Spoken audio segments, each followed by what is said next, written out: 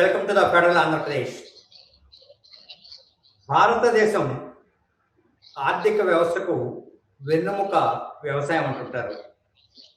అందుకే భారతదేశానికి రైతే వెన్నెముక అనే నానుడి కూడా వచ్చింది. అయితే రైతులు పడే కష్టాలు, వాళ్ళు ఎదుర్కొనే ప్రకృతి వైపరీత్యాలు, అసాధారణ పరిస్థితులు, తుఫానులు, కరువులు ఇట్లాంటివన్నీ కూడా ఎవ్వరికీ పట్టనన్ని, ఎవ్వరికీ లేనన్ని సమస్యలు ఒక రైతుకే ఉంటుంటాయి. ప్రత్యేకించి వర్షాకాలం ప్రారంభానికి ముందే పంటలు నష్టపోయే పరిస్థితులు ఈ ఏడాది కనిపిస్తోంది. ఇటు చూసినా ఎల్నినో పరిస్థితులు, అంటే అతివృష్టి లేకపోతే అనావృష్టి. ఈ నేపథ్యంలో వచ్చిన ఎల్నిలో ఈ ఏడాది డొక్కల కరువు లాంటి కరువుని తలపిస్తుందా అని కూడా చెప్తా ఉన్నారు. ఈ నేపథ్యంలో కేంద్ర ప్రభుత్వం ప్రవేశపెట్టిన కొన్ని బీమా పథకాలు, ప్రత్యేకించి ప్రీ మాన్సూన్ పంటల బీమా పథకం రైతులకి ఎలా ఉపయోగపడుతుంది, దాని ప్రయోజనాలు ఏమిటి, అవి రైతులు ఎలా ఉపయోగించుకోవాలి, నిజంగానే రైతులకు ప్రీమియం వస్తుందా లేదా, ఇట్లాంటి సమస్యల్ని మనం చర్చలో చర్చిద్దాం. ఈ చర్చలో ప్రధానంగా ఇద్దరు ప్రముఖ వ్యక్తులు పాల్గొంటున్నారు. వారిలో ఒకరు ప్రొఫెసర్ వెంకటేష్ గారు. ఈ వెంకటేష్ గారు ప్రత్యేకించి వ్యవసాయం పట్ల ఆసక్తి ఉన్నవారు. ఆయన చదివింది, ఆయన చేస్తున్నది రాజకీయ సైన్స్ అయినప్పటికీ కూడా ఆయనకి భారతీయ గ్రామీణ వ్యవస్థన్న, భారతీయ గ్రామీణ ఆర్థిక వ్యవస్థకు మూలమైన రైతన్న చాలా ఇష్టం. అందుకే ఆయన ఈ సమస్య మీద మాట్లాడటానికి మన స్టూడియోకి వచ్చారు. వారికి స్వాగతం. ఇక రెండో వ్యక్తి రైతులే తన లోకంగా, కౌలు రైతులు, ఆ సాధారణ రైతులు అనే దాంతో నిమిత్తం లేకుండా రైతు సమస్యల పట్ల సుదీర్ఘకాలంగా పనిచేస్తున్న జమలయ్య గారు మనతో ఉన్నారు. ఆయన ప్రధాన కార్యదర్శి, ఆంధ్రప్రదేశ్ కౌలు రైతుల సంఘం చూస్తూ ఉన్నారు. ఇటీవల కాలంలోనే ఈ పంటల బీమా గురించి ఆయన సమగ్రంగా అధ్యయనం కూడా చేసి వచ్చారు.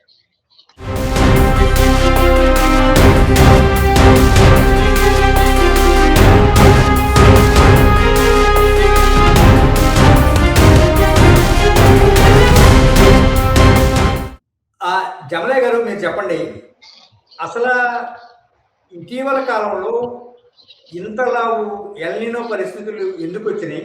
ఇప్పుడు గత 2-3 ఏళ్లుగా కనిపించని ప్రీ మాన్సూన్ పంటల బీమా పథకం ఇటీవల కాలంలో ఎందుకు ఇంత హడావుడి చేస్తూ ఉన్నారు? ఇటీవల కాలంలో ఎల్నినో ప్రభావం వల్ల ఆంధ్రప్రదేశ్ రాష్ట్రంలో, ముఖ్యంగా దేశంలో కూడా వర్షాభావ పరిస్థితులు ఏర్పడ్డాయి.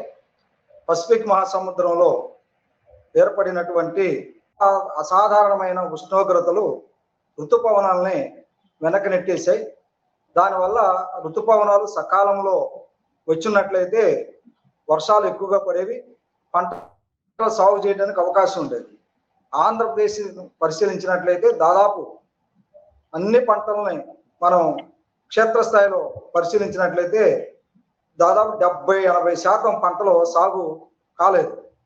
ఉదాహరణకి ఖరీఫ్లో ధాన్యం, వరి, పత్తి, అదేవిధంగా మొక్కజొన్న, వేరుశనగ పంటలు ఆంధ్రప్రదేశ్లో ఖరీఫ్లో బాగా సాగు అవుతాయి.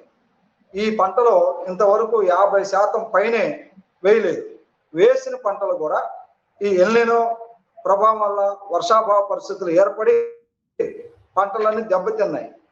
రాయలసీమ ప్రాంతాల్లో అసలు నీళ్ళు లేకపోవటం వల్ల వేసినటువంటి పత్తి మొక్కలను బతికించుకోవటం కోసం వేలాది రూపాయలు ఖర్చు పెట్టి ట్యాంకర్స్ ద్వారా నీళ్లు తీసుకొచ్చి బతికించుకునే ప్రయత్నం చేస్తున్నప్పటికీ అది ఆశాజనక కనపడతలేదు. వర్షాభావ పరిస్థితులు తీవ్రంగా ఉన్నాయనేది చెప్పడానికి స్పష్టంగా మనకి ఆంధ్రప్రదేశ్ ఒకటే ఉదాహరణగా కనపడతా ఉంది. ఏ పంట అయినా సరే దాదాపు 90 లక్షల ఎకరాలని ఖరీఫ్లో సాగు చేయాలని లక్ష్యం పెట్టుకున్నారు. కనీసం 80 లక్షల ఎకరాల్లోనైనా పంట వేస్తే బాగుండని వ్యవసాయ శాఖ నిర్దేశించుకుంది. కానీ ఇప్పటి వరకు జరిగినటువంటి చూస్తే మొత్తం సాగులో 16-15% మించి సాగు కాలేదని స్పష్టంగా వివిధ గణాంకాలు, వ్యవసాయ శాఖ అధికారులు చెబుతున్నటువంటి వివరాలు కనపడతా ఉంది. కానీ కొంతమంది ప్రభుత్వ నేతలేమో తక్కువ సాగు పడిందని చెప్తే ఎక్కడ నామార్పు వస్తుందని చెప్పేసి 50%, 60% అయిందని చెప్పేసి ప్రసార మాధ్యమాల్లో ప్రచారం చేసుకుంటున్నారు. కానీ క్షేత్రస్థాయిలో పరిశీలిస్తే చాలా విడ్డూరంగా కనపడతా ఉంది. అందుకనే ఎల్లినో ప్రభావం స్పష్టంగా ఆంధ్రప్రదేశ్ లో అన్ని ప్రాంతాల్లో దాదాపు 678 మండలాలు ఉంటే 300 నుంచి 400 మండలాల్లో ఈ ఎల్లినో ప్రభావం స్పష్టంగా కనపడతా ఉంది. కొన్ని ప్రాంతాల్లో పశువులు గడ్డి కూడా దొరకట్లేదు. కొన్ని పశువులు అమ్ముకోవడానికి కూడా సంతలకి రైతులు తీసుకొస్తున్నటువంటి పరిస్థితి కనపడతా ఉంది. కొన్ని గ్రామాల్లో తాగడానికి కూడా నీళ్లు లేవు. ఏ పంట వేస్తే అది వస్తుందో రాదో అని భయాందోళనతో కొంతమంది రైతాంగం ఉన్నారు. మేము ఒకనాటికే నీళ్లు ఇస్తామని చెప్పిన ప్రభుత్వం ఈ రోజు జూలై 17కి వచ్చినప్పటికీ ఇప్పుడే ఆ కృష్ణా డెల్టాకు సంబంధించి గోదావరి డెల్టాకు సంబంధించి నీళ్లు వదులుతున్నారు. కొన్ని ప్రాంతాల్లో నార్మల్ పోసుకున్నా కూడా ఎండిపోతున్నాయి. వాటిని బతికించుకోవడం చాలా కష్టం అయిపోతా ఉన్నటువంటి స్థితి ఈ రోజు కనపడతా ఉంది. ప్రాజెక్టులు నిర్మాణం, పంట కాలువలు తవ్వకము, ఎత్తిపోతల పథకాలను మరమ్మతులు చేయటము, చెరువులను బాగు చేయకపోవటం ఇవన్నీ కూడా కారణాలు. అంటే ఆకాశం నుంచి పడే ప్రతి బొట్టుని ఒడిచి పట్టుకునే దానికోసం ప్రయత్నం జరగాల, అది గతంలో జరగలేదు. మరి ఈస్ట్ డ్రాప్ మోర్ క్రాప్ అని ప్రధానమంత్రి చెప్తా ఉంటారు. పథకాల గురించి రచన చేస్తారు, మాటలు తీయగా ఉంటాయి, ఆచరణ మొత్తం ఏది మనం పరిశీలించినా రైతాంగానికి ఉపయోగపడే పద్ధతులు లేవు. ప్రసార మాధ్యమాల్లో మాత్రం విస్తృతమైనటువంటి చర్చలు జరుపుతారు, మాటలు చెప్తారు. ఆచరణకు వచ్చేలకే మాటలు పాటలు దాటినటువంటి పరిస్థితి ఇప్పుడు ఆంధ్రప్రదేశ్ రాష్ట్రంలో స్పష్టంగా కనపడుతాం. ఇటువంటి ప్రధానమంత్రి ఫసల్ బీమా వెంకటేష్ గారు, ఇటువంటి పరిస్థితుల్లో రైతులను ఆదుకునేందుకు కేంద్ర ప్రభుత్వం కొన్ని పథకాలను ప్రకటించింది. వాటి మీద విస్తృత ప్రచారం లేకపోవడం వల్ల కానీ, లేదా వాటి గురించి సరిగా తెలియకపోవడం వల్ల కానీ రైతులు చాలా ఇబ్బందులు పడుతున్నారన్న ఇది ఉంది. ఇటువంటి పరిస్థితుల్లో రైతులను కాపాడటం కోసం మీరు సూచించే మార్గాలు ఇప్పుడు ఇంతవరకు జమలయ్య గారు వచ్చేసి ఆ కోస్టలాంధ్రలో ఉన్నటువంటి పరిస్థితిని కొంత చెప్పుకొచ్చారు. ఇప్పుడు మరీ ముఖ్యంగా ఇప్పుడు గోదావరి నదికి వరదలు రావడం వల్ల కాస్త ఇప్పుడు కోస్టలాంధ్ర ప్రాంతాన్ని ఆదుకునేటువంటి ప్రయత్నం అనేటువంటిది జరుగుతూ ఉంది. కానీ రాయలసీమ లాంటి ప్రాంతంలో అది ఎల్‌నినో వల్ల వచ్చినటువంటి అయితే కాదు, కేవలం రాయలసీమలో అది నిరంతరంగా ఉండేది. ప్రతి సంవత్సరం ఈ కరువు అనేటువంటిది రాయలసీమ యొక్క ఒక ప్రధానమైనటువంటి లక్షణం అన్నమాట. రాయలసీమలో ఒక రైతు యొక్క జీవన విధానం ఏ విధంగా ఉంటుందంటే, పొలంలో విత్తు పెట్టొచ్చి ఆకాశం వైపు చూసుకుంటూ ఉండడం అనేటువంటిది పరిపాటి ప్రతి సంవత్సరం కూడా. ఇది ఒక కేవలం ఎల్‌నినో సంవత్సరం అవడం వల్ల మాత్రమే కాదు. ఎందుకంటే అక్కడ నీళ్లు లేవు, ప్రాజెక్టులు లేవు, అక్కడ నుంచి వస్తున్నటువంటి నీళ్లు అన్ని కూడా వచ్చేసి వేరే ప్రాంతానికి తరలిపోతున్నాయి. తుంగభద్ర, కృష్ణా నది నుంచి వచ్చే నీళ్ళన్నీ కూడా ఇక్కడ కోస్టలాంధ్రకి వెళ్ళిపోతున్నాయి. కాబట్టి ఒక రకంగా కోస్టలాంధ్ర అనేటువంటిది ఒక ఏటీఎం లాగా తయారైంది. కాకపోతే ఇప్పుడు రాయలసీమ పరిస్థితి అనేది చాలా దారుణంగా ఉంది. నిన్నటి వరకు ప్రధానమంత్రి ఫసల్ బీమా యోజన అనేటువంటి పథకం వచ్చేసి అది కేంద్ర ప్రభుత్వం రూపొందించింది. చాలా మంచి పథకమే. అందులోని ఆబ్జెక్టివ్స్ కానీ దాని యొక్క ఉద్దేశం ఏంటనేటువంటి చాలా బాగున్నాయి.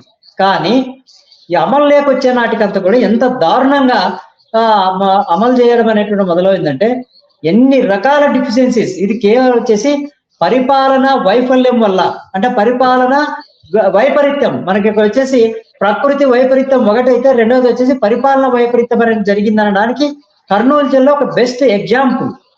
ఇక్కడ ఏంటి, 8వ తేదీకి ఇన్ఫర్మేషన్ వస్తే 8వ తేదీ నుంచి వచ్చేసి రైతులు వచ్చేసి పత్తి కానీ, మిర్చి కానీ, అట్లాగే ఆనియన్ కానీ ఇటువంటి వాటికి ఇన్సూరెన్స్ తీసుకోండి, మీకు ఇన్సూరెన్స్ వస్తుంది అనేటువంటి దానికి సంబంధించినటువంటి సర్కులర్ ఏదో 8వ తేదీ నుంచి అమలు చేయగా 9వ తేదీ జిల్లా కలెక్టర్ తెలియజేయడము, 9వ తేదీన వచ్చేసి జిల్లా కలెక్టర్ వచ్చేసి ఒక వీడియోని విడుదల చేసేసరికి ఆ రోజు నుంచి మొదలైంది. ఆ మధ్యలో వచ్చి మళ్ళీ సెలవులు రావడము, సెలవులు వచ్చిన తర్వాత మళ్ళీ వాళ్ళు వచ్చి మీ సేవకు మాత్రమే బాధ్యతను అప్పచెప్పడము, మీ సేవలో వచ్చేసి సరిగా పనిచేయకపోవడము, తర్వాత మీ సేవలో ఒక రైతు నుంచి ఒక కార్డుని ఎంట్రీ చేయడానికి కనీసం అర్ధగంట టైం తీసుకోవడము.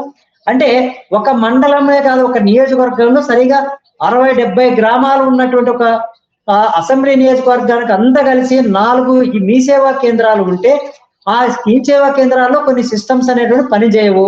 తర్వాత వచ్చేసి రైతు కార్డు తీసుకొని ఎంట్రీ చేయడానికి వెళ్ళినప్పుడు అక్కడ మీకు వచ్చేసి ఫార్మర్ ఐడి లేదనేటువంటి మళ్ళీ వెనక పంపించడము.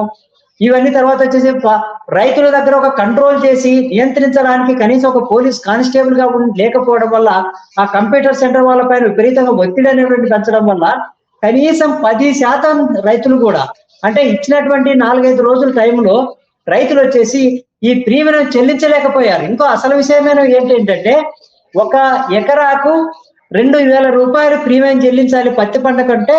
అప్పుడు రైతులు అడావుడిగా 5 రూపాయలు 10 రూపాయలకు వడ్డీకి తెచ్చుకొని వాళ్ళు రెడీగా డబ్బులు పెట్టుకొని ఇవ్వడానికి కూడా వెళ్తే అది యాక్సెప్ట్ కాలేదు. సో ఇన్ని రకాలైనటువంటి సమస్యలు ఉన్నాయంటే అది వచ్చేసి పరిపాలనా సంబంధమైనటువంటి ఒక విపత్తు. అంటే వ్యవసాయ శాఖకు జిల్లా కలెక్టర్ మధ్య కోఆర్డినేషన్ లేదు, జిల్లా కలెక్టర్ కు పోలీస్ డిపార్ట్మెంట్ మధ్య సమన్వయం లేదు, జిల్లా కలెక్టర్ కు వచ్చేసి రెవెన్యూ డిపార్ట్మెంట్ మధ్య సమన్వయం లేదు. అంటే రెవెన్యూ శాఖ వాళ్ళు వెంటనే క్విక్గా ఇన్ఫర్మేషన్ ఇచ్చే కలెక్టర్కి వాళ్ళు వెంటనే చర్యలు మొదలు పెట్టాలి.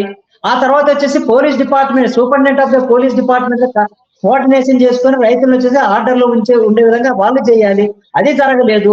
ఎంఆర్ఓ ఆఫీసులో తర్వాత బిఆర్ఓలు వీళ్ళంతా కూడా వచ్చేసి ఇప్పటి వరకు కూడా వచ్చేసి దాన్ని ఫార్మర్ ఐడెంటిటీ క్రియేట్ చేయకూడగా ఒక పక్కేమో ఆంధ్రప్రదేశ్ వచ్చేసి రాష్ట్ర ముఖ్యమంత్రి గారు చంద్రబాబు నాయుడు గారు ప్రపంచంలోనే పటంలో పెడుతున్నాము ఆంధ్రప్రదేశ్ ని ఐటీ రంగంలో డేటా సెంటర్లు ఇవన్నీ చెప్పేటువంటి రాష్ట్రంలోనే మళ్ళీ ఒక రైతు కార్డుని ఎంట్రీ చేయడానికి అర్ధగంట టైం పట్టిందంటే దాన్ని ఇమాజిన్ చేసుకోండి. నిజంగా అసలు ఆంధ్రప్రదేశ్ లో ఐటీ రంగంలో ఎంతవరకు వచ్చేసి సాధారణ ప్రజానికానికి గ్రామీణ ప్రజానికానికి ఉపయోగపడుతుంది అనేటువంటి దాన్ని గురించి తెలుసుకోవాలి.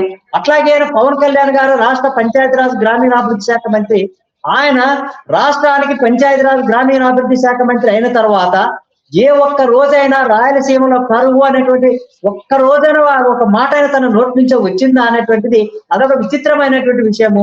ఈయన ఐటీ శాఖ మంత్రి వచ్చేసి లోకేష్ గారు ప్రపంచమంతా నేను ప్రాజెక్టులు చేస్తున్నానంటూ చెప్తున్నారు. మరి ప్రాజెక్టులు ప్రపంచవ్యాప్తంగా ఐటీకి రంగానికి సంబంధించినటువంటి ప్రాజెక్టులే వస్తే మళ్ళీ కర్నూలు జిల్లాలో జరుగుతున్నటువంటిది ఏంటిది? కాబట్టి దీనిపైన రాష్ట్ర ప్రభుత్వ ప్రధాన కార్యదర్శి, రాష్ట్ర ముఖ్యమంత్రి గారు తర్వాత వచ్చేసి వీళ్ళందరూ కూడా సమీక్షించాలి. మీ వాట్సాప్ గవర్నెన్స్ ఏమైపోయింది, ఈ గవర్నెన్స్ అంతా ఏమైపోయింది, మీ ఈ విలేజ్ సెక్రటరియట్ సిస్టమ్ అనేటువంటిది 15,000 కోట్లతో విలేజ్ సెక్రటరియట్ నిర్మాణం చేశారు. దాన్ని రంగులు వేసినందుకు రంగులు వేయడానికి 1,500 కోట్లు అయ్యాయి, కట్టడానికి 15,000 కోట్లు. మళ్ళీ కోర్టులో జడ్జిమెంట్ వస్తే దాన్ని రంగులు మార్చడానికి 1000 కోట్లు చేసి ఆ సచివాలయ భవనాలు అనేటువంటి ఉన్నాయి. అక్కడ కంప్యూటర్స్ ఉన్నారు, మ్యాన్ పవర్ ఉంది. వీళ్ళకి అప్పచెప్పకుండా కేవలం వచ్చేసి మొత్తం ఒక నియోజకవర్గాన్ని అంతా కూడా 4-5 మీ సేవా కేంద్రాలకు పెట్టి రైతులు వచ్చేసి రాత్రంతా పడిగాపులు గాయించి వాళ్ళకి అవకాశం రాకుండా, అవకాశం వస్తే ఇన్ని ఇబ్బందులు పడుతూ తిండి లేక నీళ్లు లేక ఇంత దారుణంగా చేస్తుంటే ఇంకెక్కడ ఈ స్వర్ణ గ్రామ పంచాయతీలు ఉన్నాయండి? మరి వాళ్ళ ఆంధ్రప్రదేశ్ లో ఉన్నటువంటి పాలకులకు కొంచెం ఇప్పుడు వాళ్ళు వచ్చేసి ఈ ఆధిపత్య కులాలకు చెందినటువంటి వారసత్వ రాజకీయ నాయకులు గత ప్రభుత్వమైనా ఈ ప్రభుత్వంలో ఉన్నటువంటి వాళ్ళైనా కానీ లక్షలాది కోట్ల రూపాయలు సంపాదించుకున్న తర్వాత ఒక పక్క రైతుకు వచ్చేసి కనీసం తిండి లేకపోతే, వాళ్ళ పంటలు లేవు పొలంలో, వాళ్ళ నీళ్లు లేవు, ఆకలితో మలమలమాడి చస్తా ఉన్నారు, వాళ్ళు వచ్చేసి వలస వెళ్తున్నారు కడుపు చేత పట్టుకొని ఎక్కడ తిండి దొరుకుతుందో అన్నమో రామచంద్ర అనుకుంటూ ఊరు వాడ పట్టుకొని వదిలేసి పోతా ఉంటే కూడా వీళ్ళకి కనీసం దయాదాక్షిణ్యం అనేటువంటి ఏవా? మీ పదవులు, మీ సంపద, మీ పేరు ప్రతిష్టలు మళ్ళీ 2029 ఎన్నికల్లో నీవు రావాలా నేను సంపాదించుకోలేనటువంటి ఇంత దారుణమైన పరిస్థితి వచ్చేసి ఒక పక్క అధికార పార్టీ కానీ ప్రతిపక్ష పార్టీ కూడా. ప్రతిపక్షం అంటే ఆంధ్రప్రదేశ్ లో లేదు. ఇప్పుడు గతంలో అధికారంలో ఉన్నటువంటి పార్టీ వైఎస్ఆర్సీపీ వాళ్ళు కూడా ఇవాళ వాళ్ళకి ఏమైనా పర్సంటేజీలు తర్వాత కమిషన్లకు తేడా వచ్చినప్పుడు వాళ్ళ పైన రోడ్లపైకి వస్తారు, పోలీస్ స్టేషన్కి వస్తారు, గొడవలు అవుతుందే కానీ నిజంగా ప్రజల మధ్య సమస్యలు ఉన్నాయనేటువంటిప్పుడు ఏ ఒక్క నాయకుడు కూడా రాకపోవడం అనేటువంటి చాలా దురదృష్టకరము. మళ్ళీ ముఖ్యంగా గతంలో అధికారంలో ఉన్నటువంటి పార్టీ ప్రశ్నించడం లేదు. ఇప్పుడు ఉన్నటువంటి అధికారంలో ఉన్నటువంటి వాళ్లకు రైతు అనేటువంటి అసలు ప్రాధాన్యత కానే కాదు అనేటువంటి విషయం మనకి చాలా స్పష్టంగా అర్థమవుతుంది. జమలయ్య గారు, ఇప్పుడు వెంకటేష్ గారు చెప్పిన ఆవేదన మొత్తం మీరు విన్నారు. అసలు మిగతా రాష్ట్రంలోని ఇతర ప్రాంతాల్లో ఎట్లా ఉంది? అసలు ఈ స్కీమ్స్ అసలు కొంతకాలంగా అమలు కావడం లేదు రాష్ట్రంలో. ఈ ఏడాది ఒక్కసారిగా మళ్ళీ ఎందుకు వచ్చినాయి తెలంగాణ? 2016లో ఈ 2 పథకాలను తీసుకొచ్చారు. గతంలో ఉన్న పథకాలని సమీక్షించి వాటిని క్లోజ్ చేసి 2 పథకాలు, ప్రధానమంత్రి ఫసల యోజన బీమా పథకం ఒకటి, పునర్వ్యవస్థీకరించబడిన వాతావరణ ఆధారిత పంటల బీమా పథకం. మొదటి పథకము ఈల్డ్ బేస్డ్, ఉత్పత్తిని బట్టి అంటే క్రాప్ కట్టింగ్ ఎక్స్పెరిమెంట్స్ ద్వారా పంట నష్టపోయినప్పుడు దాన్ని అంచనా పరిగణలో తీసుకొని పరిహారం ఇస్తారు. రెండోది వాతావరణ ఆధారిత అంటే మన టెంపరేచరు, విండో, గాలి యొక్క తీవ్రత, ఉష్ణోగ్రత, ఇవన్నీ అంశాలని పరిగణలో తీసుకొని జరిగిన నష్టానికి పరిహారం ఇచ్చేదాని కోసం ప్రయత్నం చేస్తారు. మొత్తానికి ఈ 2 పథకాలు అమలు కోసం ప్రారంభించినప్పటికీ 2019 నాటికి చంద్రబాబు నాయుడు పథకం కూడా కేంద్ర ప్రభుత్వం వాటా, రాష్ట్ర ప్రభుత్వం వాటా, రైతుల వాటా 3 చెల్లిస్తుండేవారు. కొంత పరిహారం వచ్చేది. 2019 తర్వాత వైసీపీ గవర్నమెంట్ అధికారంలోకి వచ్చిన తర్వాత వాళ్ళు ఉచిత పంటల బీమా పథకంగా మార్చారు. అంటే రైతులు చెల్లించే ప్రీమియాన్ని రాష్ట్ర ప్రభుత్వమే చెల్లించేది. పంటలు నష్టపోయినప్పుడు ఆ కొలమానాలని దృష్టిలో పెట్టుకొని జరిగిన నష్టానికి పరిహారం ఇచ్చేవాళ్ళు. అప్పుడు వైకాపా ప్రభుత్వం ఏం చేసిందంటే, మనం ఈ డబ్బులన్నీ తీసుకెళ్లి ఆ ఇన్సూరెన్స్ కంపెనీలు కట్టడం దేనికి, బ్యాంకులకు చెల్లించడం ఎందుకు, తర్వాత క్లైములు పరిష్కారంలో జరుగుతున్న జాప్యం వల్ల రైతులు ఎక్కువ నష్టపోతారు కాబట్టి మనమే ఒక కంపెనీ పెడదామని 100 కోట్ల రూపాయల మూలధనంతో ప్రారంభించారు. అయితే దానికి సెంట్రల్ గవర్నమెంట్ ఒప్పుకోలేదు. ఒప్పుకోకపోవటం వల్ల రైతులు చెల్లించాల్సిన ప్రీమియం కూడా లెక్కలేసుకొని పంటలు నష్టపోయినప్పుడు పథకాల యొక్క గైడ్లైన్స్ దృష్టిలో పెట్టుకొని వైకాపా ప్రభుత్వమే జరిగిన నష్టానికి రైతులకి పరిహారంగా ఇచ్చేది. అప్పుడు కంపెనీతో పని లేదు, బ్యాంకులతో పని లేదు, రాష్ట్ర ఖజానా నుంచే డబ్బులు ఇచ్చుకుంటూ వచ్చారు. అప్పుడు ఏం చేసేవాళ్ళు, ఈ పంట ఆధారంగా పరిగణలో తీసుకునేవాళ్ళు. మొదటిసారి ₹1 కట్టమన్నారు, తర్వాత ఆ రూపాయి కూడా తీసేశారు. కొంత నష్టపరిహారాలు అందే.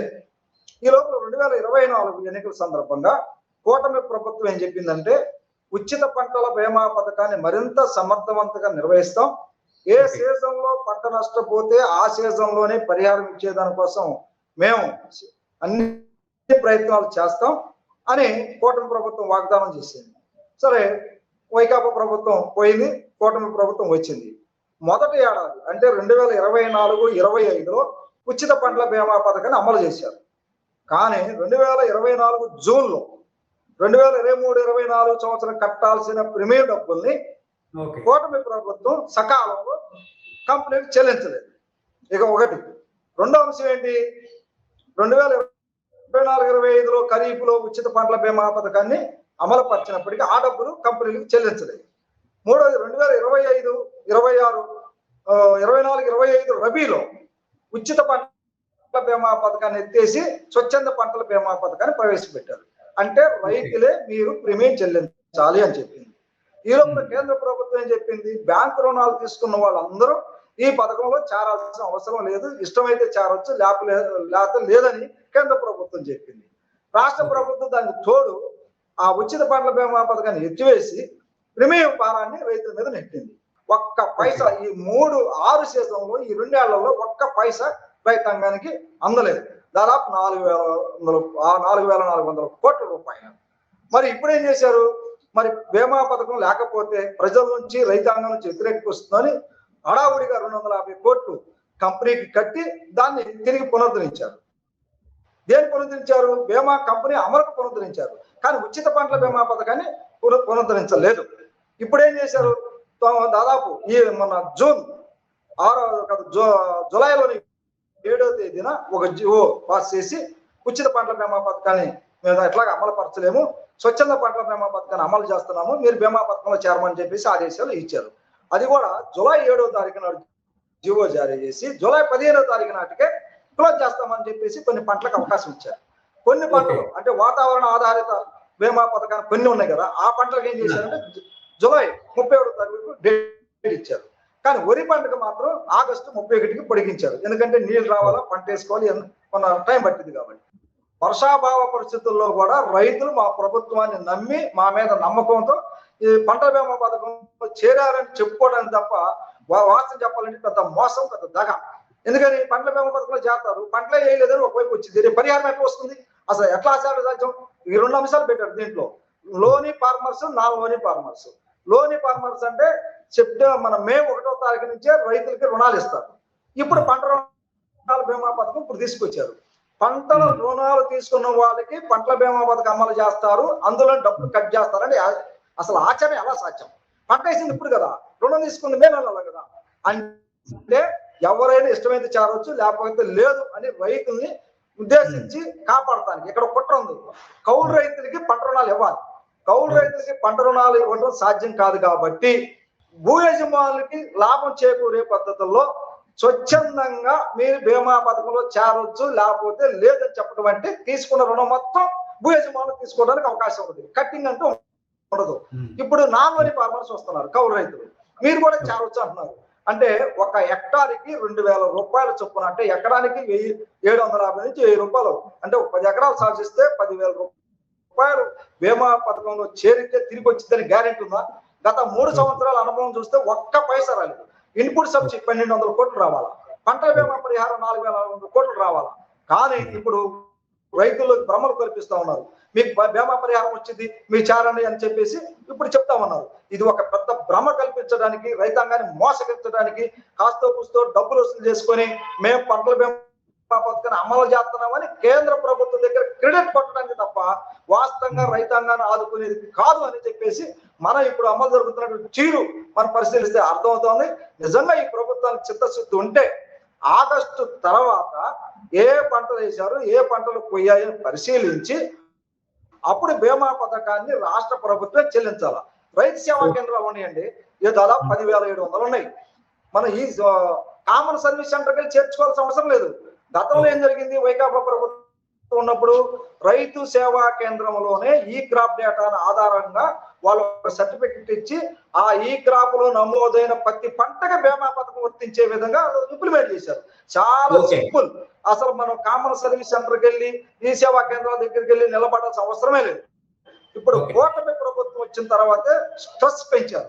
ఇంకొక అంశం ఏంటి, ఫార్మర్ రిజిస్టర్ ని ఐడి కార్డు రిజిస్టర్ చేశారు.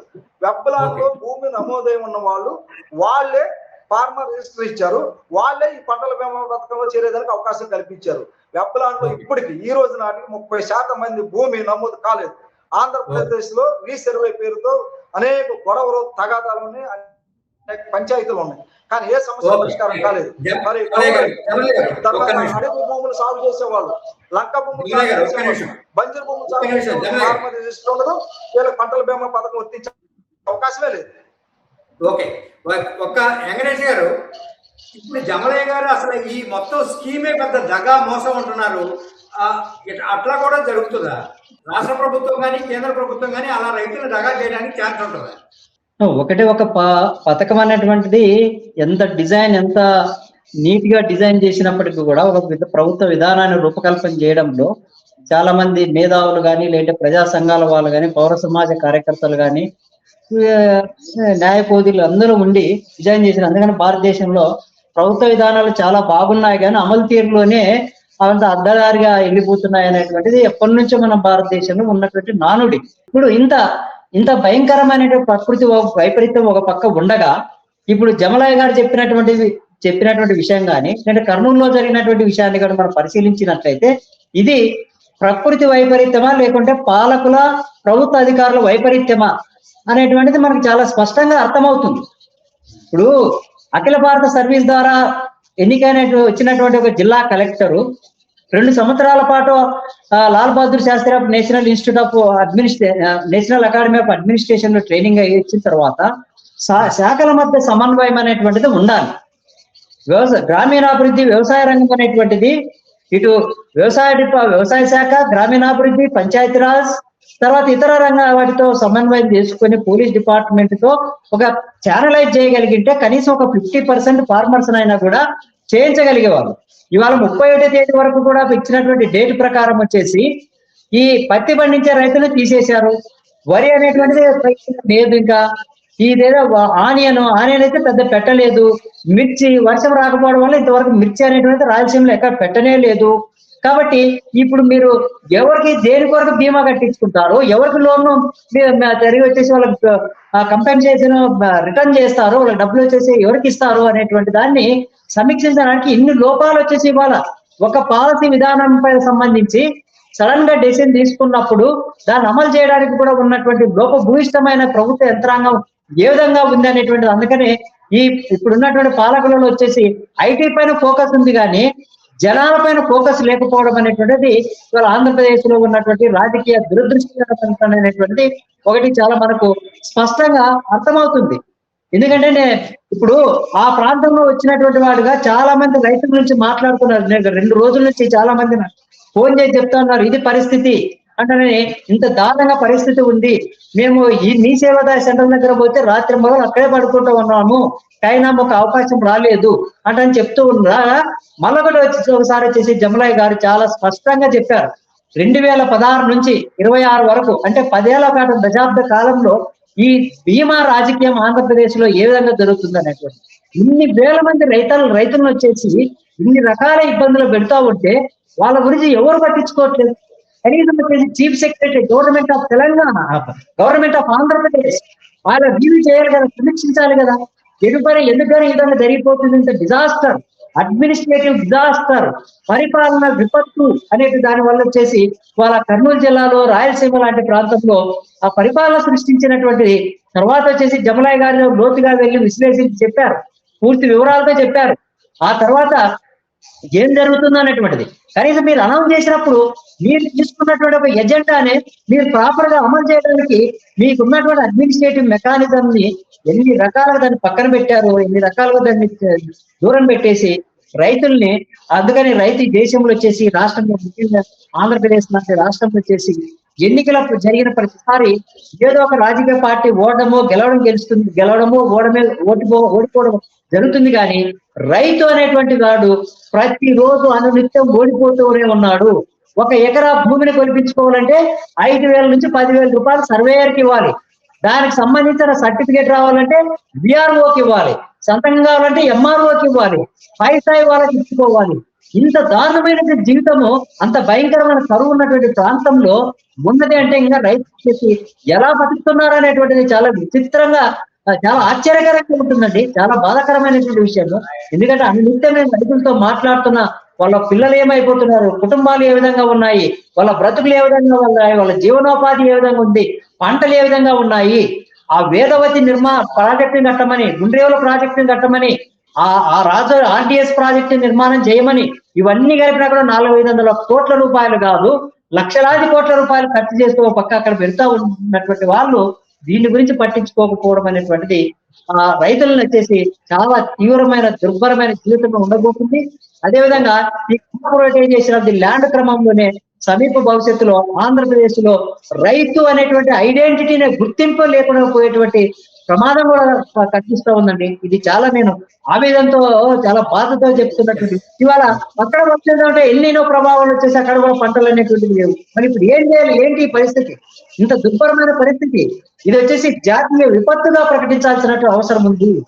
ఇది జాతీయ విపత్తు, ఇది అంతర్జాతీయ పసిఫిక్ ఓషన్ సముద్రంలో వచ్చినటువంటి హీట్ వేవ్ దక్షిణాసియా దేశాలతో పాటు భారతదేశంలో అనేక రాష్ట్రాల్లో చాలా తీవ్రమైన ప్రభావంతో పాటు ఆంధ్రప్రదేశ్ లో మరీ ముఖ్యంగా రాయలసీమ లాంటి ప్రాంతంలో చాలా భయంకరమైనటువంటి ప్రభావాన్ని చూపెడుతూ ఉందనేటువంటి విషయాన్ని గుర్తించి పాలకులు ఏం చేస్తారంటే, భారత ఫుడ్ కార్పొరేషన్ ఇండియాలో వచ్చేసి ఆహార నిల్వలు ఉన్నాయి, దాన్ని ఇవ్వండి, బ్యాంక్ లో నిల్వలు ఉన్నాయి, డబ్బు ఉంది, వాళ్ళకి ఇవ్వండి, వాళ్ళని కాపాడండి, వాళ్ళని రక్షించండి, వాళ్ళ ముందు వచ్చేసి వాళ్ళు జీవించే హక్కును గౌరవించాల్సినటువంటి అవసరము ఈ రాష్ట్ర ప్రభుత్వం పైన, కేంద్ర ప్రభుత్వం పైన తక్షణమే ఉన్నటువంటి అర్థం చేసుకోవాలి.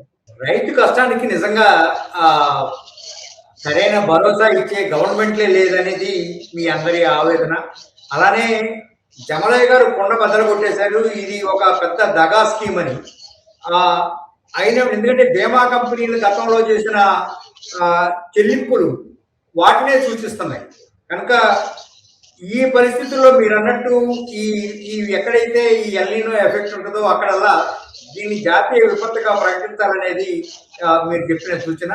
ఆ మేరకి కేంద్ర ప్రభుత్వం కానీ రాష్ట్ర ప్రభుత్వం కానీ ముందుకొచ్చి అలా చేయకపోయేటట్టయితే వ్యవసాయం ఈ ఏడాది చాలా తీవ్రమైన ఇబ్బందుల్లో పడుతుంది.